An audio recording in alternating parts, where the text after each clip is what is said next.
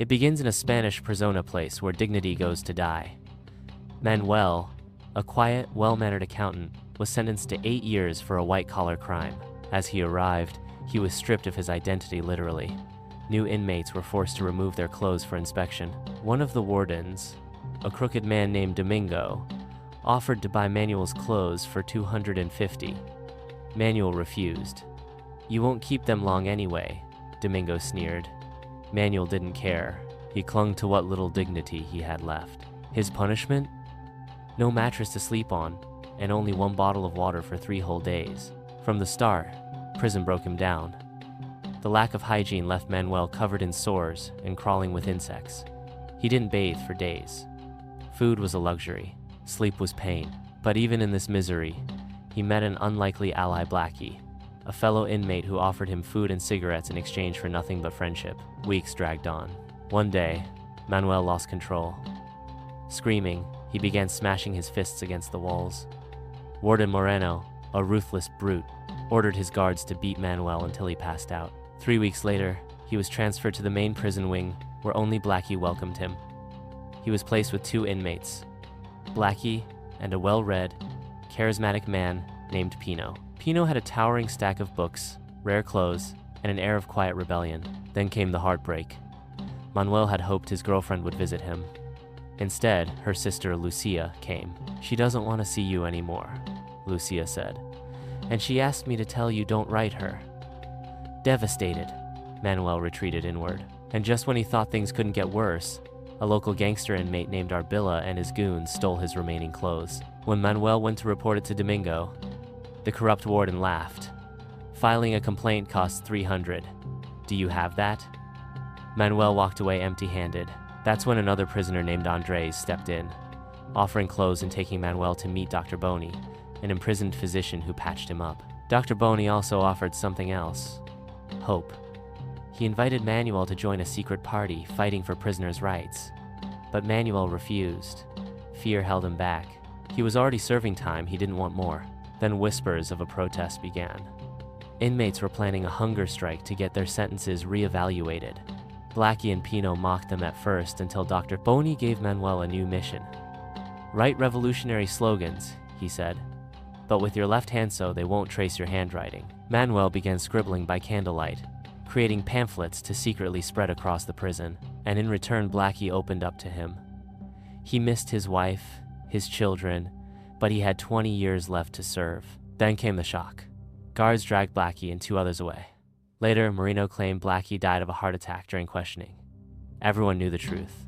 They'd killed him. That night, Manuel unleashed his fury, scattering the protest pamphlets across the prison. Guards found him. They beat him senseless.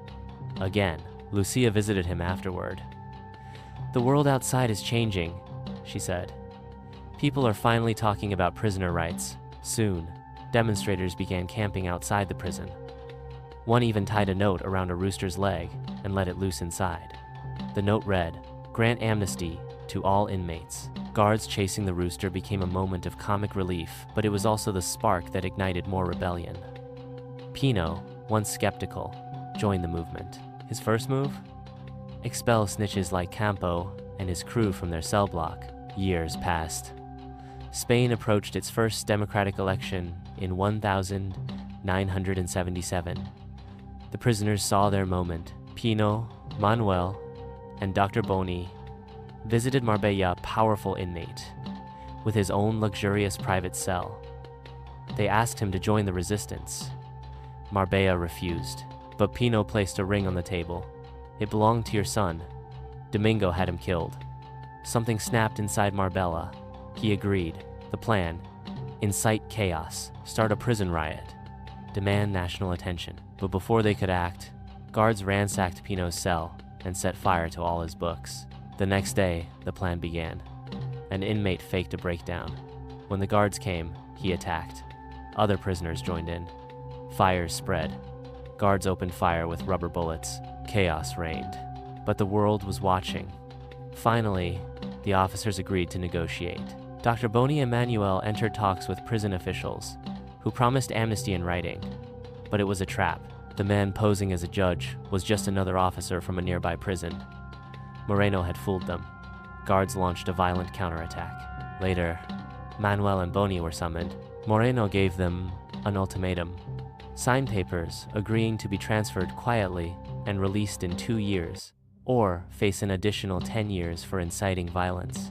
Manuel refused, but the next morning, guards transferred Boni anyway. Lucia visited again. "My sister left you during your darkest time. I won't. I'll stay." Manuel smiled. For once, there was hope. That night, guards dragged Manuel and Pino away. They were taken to El Esparra, Spain's harshest prison. There, they were injected with drugs that slowly tore them apart from the inside. Beaten, tortured, starved. Their bodies gave out.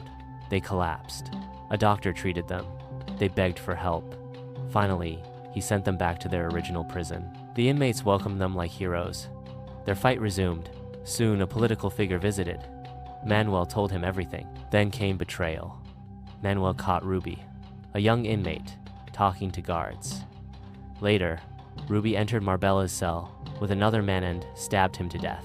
The guards had promised Ruby all of Marbella's luxury if he did their bidding, but he spared Manuel. Then came the final blow. The government rejected the inmates' demands. Hope vanished. But Pino had one last idea. In a forgotten elevator shaft, he showed Manuel a path. "We dig a tunnel. 3 weeks. That's all we've got."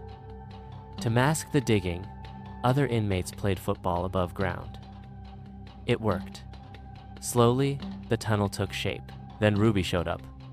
Rather than risk exposure, Manuel and Pino let him and his friend join the escape. One day, Manuel's lawyer visited. "We'll reopen your case," he said. But Manuel had lost faith in the system. The night of the escape came. Pino gave Manuel new clothes and ID documents. One by one, the inmates crawled through the tunnel and emerged outside. Some were caught, but Pino and Manuel made it. After a 5-hour journey, they reached a new city and parted ways. Later, Manuel checked his pocket. Pino had hidden money and ID inside. Tears welled up. He found Lucia, and they began a new life. Because sometimes, the prison walls fall, but only if you fight hard enough.